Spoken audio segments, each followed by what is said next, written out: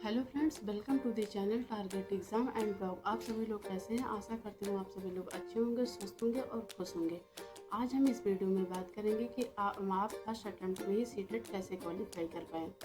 जो स्ट्रेटजी मैंने फॉलो करके फर्स्ट अटेम्प्ट में ही सीटेट क्वालिफाई किया है, आज आपके साथ उसे शेयर करना चाहती हूँ। तो आज जो सीटेट का एग्ज़ाम होता है वो हमारा 150 क्वेश्चन के होते हैं और 150 मिनट होते हैं। तो सीटेट पेपर क्वालिफाई करने के लिए सबसे मेन रोल प्ले करता है हमारा टाइम मैनेजमेंट। आप अपने टाइम मैनेजमेंट को अच्छे से रखिए। जो हमारा 150 मिनट होते हैं उनको हमें 4 पार्ट में डिवाइड करना होता है। फर्स्ट पार्ट हमारा होता है सीटीपी का, जिसमें 30 क्वेश्चन होते हैं, तो उसके लिए हमें 30 मिनट।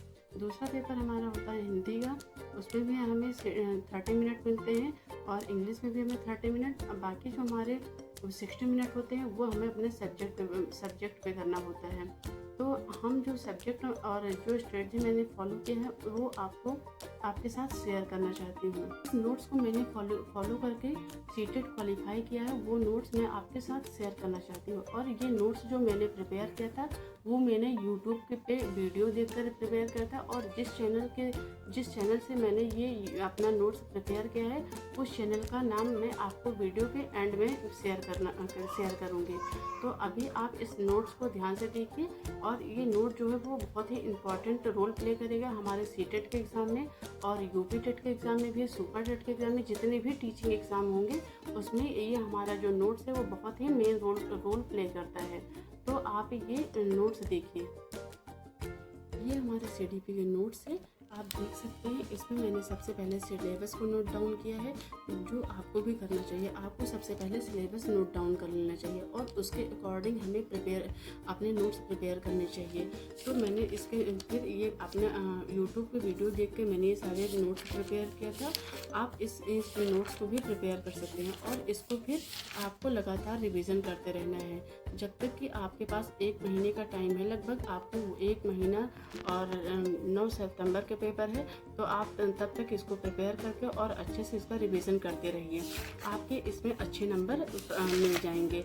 आपको इसमें अपना कॉन्सेप्ट क्लियर करना है, और आपको इसमें जो आपका समझ है उसके अकॉर्डिंग आप इसमें अच्छे से मार्क्स गेन कर पाएंगे। फिर हम बात करेंगे हिंदी की। हिंदी जो लैंग्वेज है वो उसमें आपको पहले गद्यांश आएंगे, उसमें आपको पढ़ के उसमें आंसर देना होता है। वो ज़्यादा कठिन नहीं होता है, आपको खूब अच्छे से उसको ध्यान से पढ़ना है और उसके अकॉर्डिंग आपको उसमें आंसर देना है।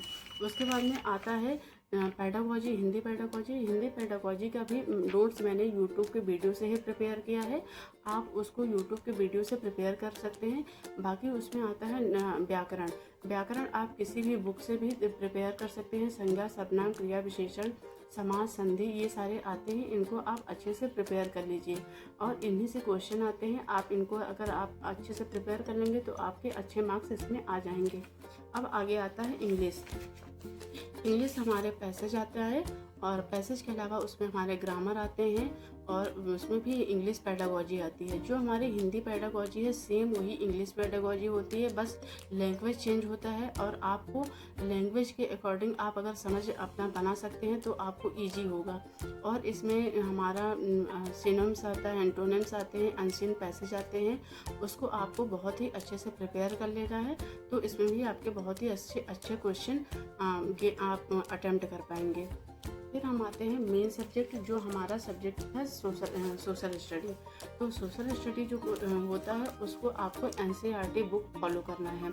आपके जो भी सब्जेक्ट हैं, आपका साइंस है, मैथ है, जो भी क्वेश्चन है, आपको एनसीईआरटी बुक फॉलो करनी है। क्योंकि जो सीटेट का एग्ज़ाम होता है उसमें मेन जो एनसीईआरटी की बुक आती है सेम उसी से क्वेश्चन आपको दिया जाता है। एनसीईआरटी की बुक से ही सारे क्वेश्चन पूछे जाते हैं, तो आपको एनसीईआरटी बुक को फॉलो करना है। ये हमारी हिस्ट्री की बुक है, जो एनसीईआरटी की बुक है, क्लास 6 की हिस्ट्री की बुक है। आपको इस बुक को खूब अच्छे से पढ़ लेना है। लगभग 2 से 3 बार इस बुक को आप अच्छे से पढ़ लीजिए। ये 6 की है, ये 7th की है, क्लास हिस्ट्री की है, और ये क्लास 8th की हिस्ट्री की है। इन तीनों बुक्स को आप अगर अच्छे से पढ़ लेंगे, करीब आपको याद नहीं करना है कि आप इसको फोकस करके याद करिए, आप इसको खूब अच्छे से केवल 2 से 3 बार अच्छे से पढ़ लेंगे तो आपके अच्छे क्वेश्चन आपके अच्छे मार्क्स इसमें आ जाएंगे और आप क्वालिफाई कर ले जाएंगे। इसके बाद आता है हमारा जियोग्राफी। ज्योग्राफी हमारी 6 की ज्योग्राफी एनसीईआरटी, 7th की ज्योग्राफी और ये 8th की ज्योग्राफी है। इन तीनों बुक्स को आप अच्छे से प्रिपेयर कर लीजिए, लगभग 2 से 3 बार अच्छे से ध्यान से पढ़ लीजिए। जो चीज़ें इंपॉर्टेंट उनको हाईलाइट कर लीजिए और उनको बार बार रिवाइज करते रहिए, तो आप इसको अच्छे से तैयार कर लेंगे, जिससे आपका ज्योग्राफी में भी अच्छे मार्क्स आ पाएंगे। उसके बाद बचता है पॉलिटी हमारा। अब हमारा बचता है पॉलिटी। पॉलिटी के लिए भी आपको एनसीईआरटी बुक फॉलो करनी है। ये हमारी है पॉलिटी की 6 क्लास की बुक्स, और ये हमारी 7th क्लास की बुक है। ये हमारी एनसीईआरटी 8th क्लास की बुक है। इन तीनों बुक्स को आप 2 से 3 बार खूब अच्छे से पढ़ लीजिए। जो इम्पोर्टेंट लाइन है उनको आप हाईलाइट कर लीजिए और बार बार उनको आप रिवीजन करते रहिए। अगर आप इन बुक्स को जितनी अच्छे से पढ़ेंगे उतने ही अच्छे मार्क्स आपके सब्जेक्ट में आएंगे। तो आपको ये बुक्स जो हमने बताई है उन बुक्स को आपको फॉलो करना है और उन बुक्स को खूब अच्छे से पढ़ना है। जितना समय आप इन बुक्स को देंगे उतना ज़्यादा मार्क्स आपके उस सब्जेक्ट में गेन होंगे। तो बस मेरी यही स्ट्रेटजी थी और आपके साथ मैंने जो शेयर किया है, बस आपके पास 30 से 40 दिन है, आप उनको खूब अच्छे से पढ़िए। आपका फोकस मेन होना चाहिए आपके सब्जेक्ट पे, सीडीपी पे और हिंदी इंग्लिश पे। पेडागोजी पे भी आपकी पकड़ होनी चाहिए, तो आप खूब अच्छे से अपना नंबर इसमें गेन कर पाएंगे। Thank you. और आप ऑल द बेस्ट कि आप सीटेट का जो एग्ज़ाम है उसको फर्स्ट अटेम्प्ट में ही क्वालिफाई कर पाएँ।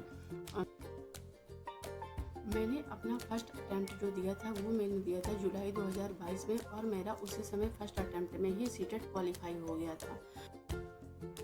आप जो ये केवाईक्यू क्वेश्चन होते हैं उनको आपको सॉल्व करते रहना चाहिए, और आपको एक हफ्ते में संडे को ज़रूर मॉक टेस्ट देना चाहिए। मॉक टेस्ट देने से आपका टाइम मैनेजमेंट हो पाता है और आपकी स्पीड बनती है, आपको घबराहट नहीं होती है। तो आपको वीक में एक मॉक टेस्ट ज़रूर देना चाहिए।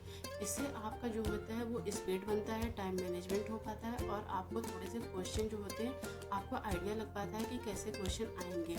तो आपको मॉक टेस्ट ज़रूर देना चाहिए, और जितने भी पीवाईक्यू हैं उसको सॉल्व करना चाहिए। आप उसको ऑनलाइन निकलवा लें या यूट्यूब पे सर्च करके देख सकते हैं, या आप गूगल पे जितने भी पेपर हो चुके हैं उनको आपको देख के और सॉल्व करना चाहिए।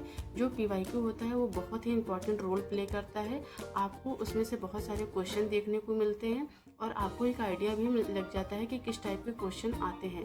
तो आपको फिर डर नहीं लगता है कि मतलब कैसे पेपर आएंगे। तो आपके जब अंदर डर नहीं रहेगा तो आप बहुत ही अच्छे से पेपर को सॉल्व कर पाएंगे। तो बस आप ये इतनी चीज़ फॉलो करिए और आपका फर्स्ट अटेम्प्ट में ही सीटेट क्वालिफाई हो जाएगा।